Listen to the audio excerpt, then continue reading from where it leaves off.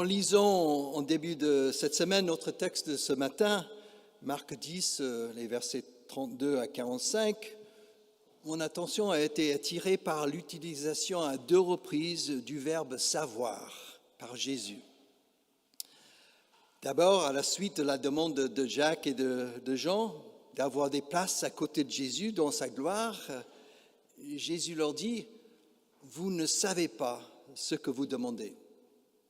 Et puis, avec les 12, tous ensemble, Jésus dit « Vous le savez, ceux qu'on regarde comme les chefs des peuples les commandent comme des maîtres, et les gens importants font peser leur pouvoir sur les autres. » Dans la première utilisation, il est question de l'ignorance de Jacques et de Jean. Jésus vient d'annoncer pour la 3e fois sa passion, et les 2 frères n'ont pas encore saisi le sens de cette annonce.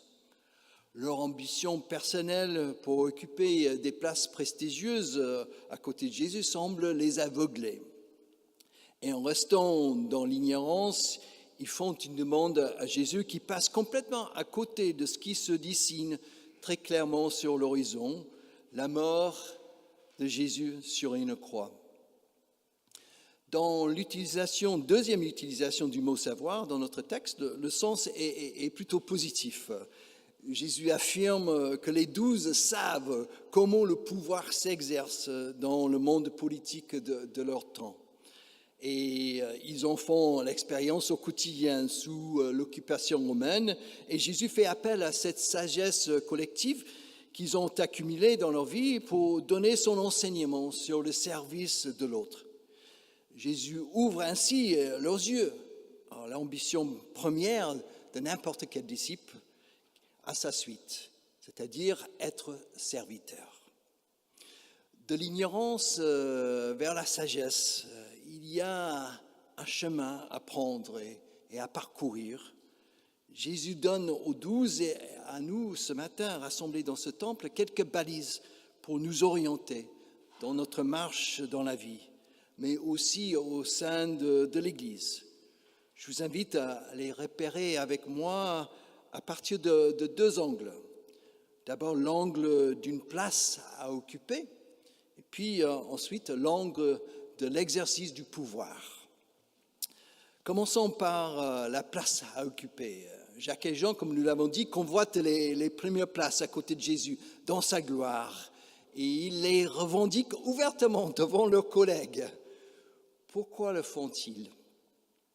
Une réponse possible, c'est qu'ils sont enfermés dans un schéma biblique qui dit que le Messie doit venir vaincre les ennemis de Dieu et établir son règne glorieux sur la terre.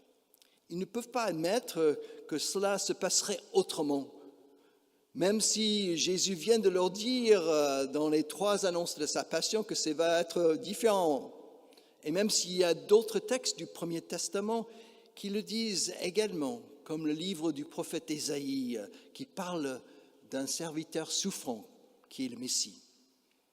Et cet enfermement idéologique, théologique, biblique, les garde dans l'ignorance et dans une certaine immaturité spirituelle.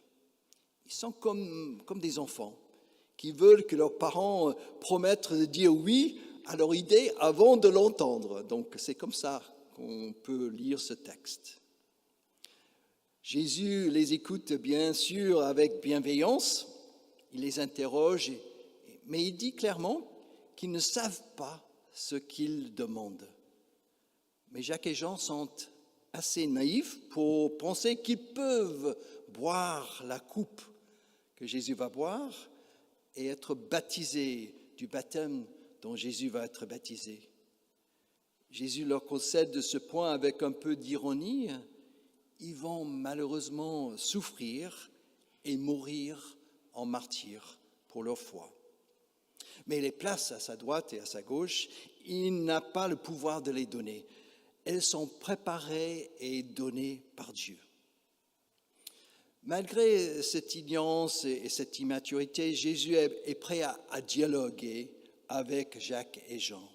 Et c'est une très bonne nouvelle pour nous ce matin, parce que si nous nous interrogeons un peu, nous sommes un peu pareils que ces deux disciples.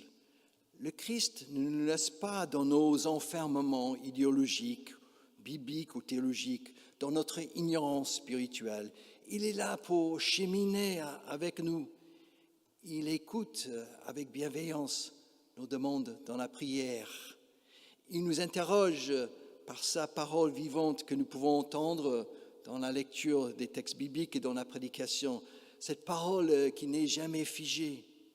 Elle pointe parfois notre ignorance spirituelle et nous indique parfois le chemin à prendre pour grandir spirituellement, pour combler notre ignorance et nous orienter vers la sagesse, si nous l'écoutons et avec attention et discernement. Une autre bonne nouvelle à entendre ce matin dans ce texte tourne autour de cette question d'une place à occuper. Le Christ dit qu'il y a des places qui sont préparées par Dieu.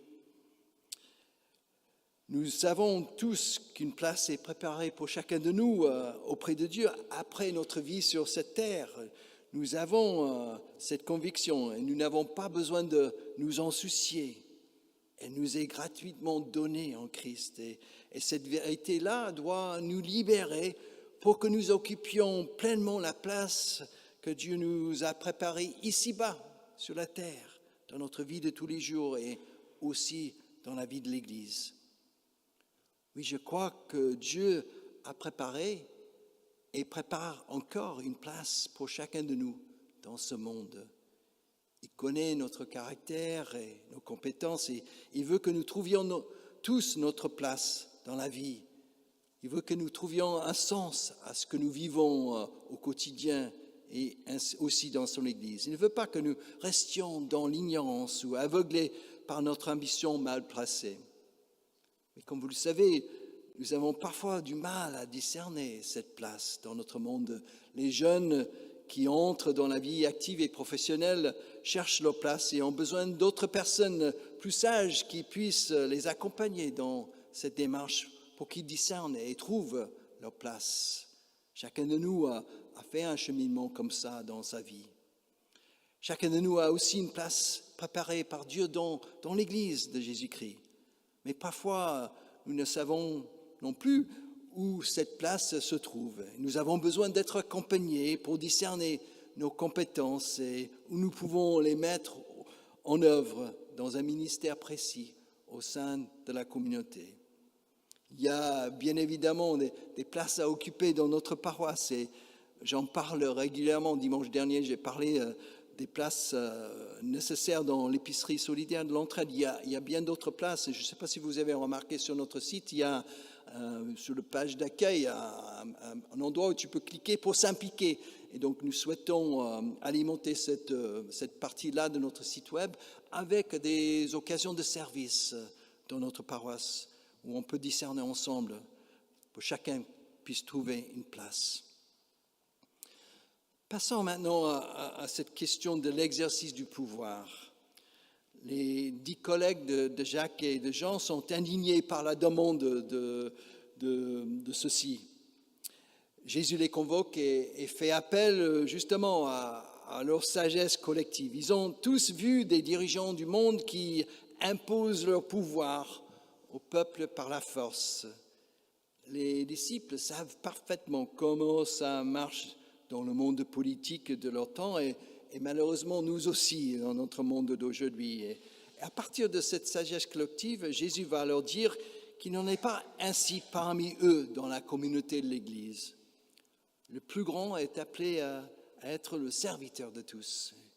Et le premier à côté de Jésus sera l'esclave de tous. Jésus renverse donc complètement l'ordre des choses dans le monde pour dire que le chemin qu'il propose pour exercer le pouvoir, c'est un chemin qui passe toujours par le service de l'autre. Et il conclut en se donnant en exemple. Le Fils de l'homme n'est pas venu pour être servi, mais pour servir et donner sa vie en rançon pour beaucoup. Dans notre vie, nous ne sommes pas toujours motivés en premier lieu par le service de l'autre, comme Jésus le propose ici. Nous cherchons parfois des places dans le monde du travail, dans la vie en société ou dans l'Église, pour le prestige que cela pourrait nous donner, pour la reconnaissance que nous pouvons recevoir des autres, pour la fierté d'être le chef, de commander les autres, et bien d'autres motifs bons et moins bons. Il n'est pas toujours évident d'occuper une place et d'exercer le pouvoir sans motif caché, dans un esprit total de service. Cette transparence-là, ce n'est pas tout à fait évidente. C'est pourquoi c'est important de faire de temps en temps le bilan de nos différents lieux d'engagement pour sonder notre motivation, pour nous demander pourquoi on est là, pour entendre de nouveau cet appel au service gratuit et désintéressé des autres. Ce type de bilan et de réflexion peut nous mettre sur un autre chemin qui nous conduit de l'ignorance vers la sagesse, justement. Chacun de nous d'engager ça dans notre propre réflexion personnelle, là où nous nous sommes engagés. Ces paroles de Jésus peuvent aussi nous aider à réfléchir sur la finalité ou le but de nos occasions de service. Qu'est-ce que nous recherchons quand nous servons l'autre dans un ministère au sein de notre Église? La finalité du service et du don de la vie de Jésus dont parle ce texte est clairement explicitée pour nous, en rançon pour beaucoup.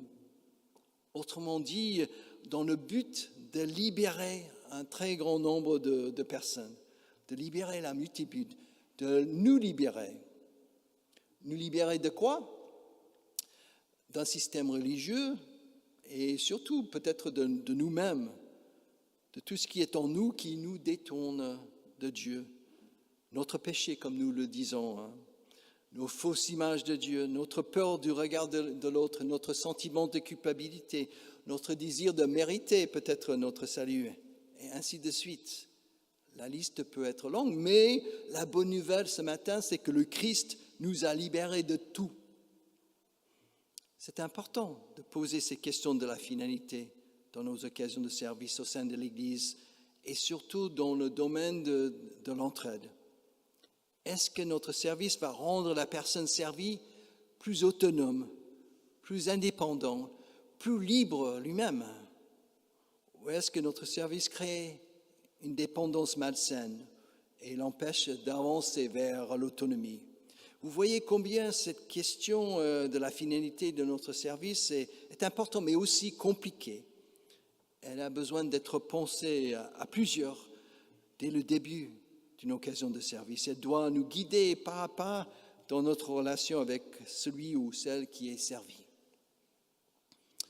Nous voilà au bout de ce petit temps de réflexion sur ces deux axes, ces deux angles, ces deux questions que nous nous sommes posées.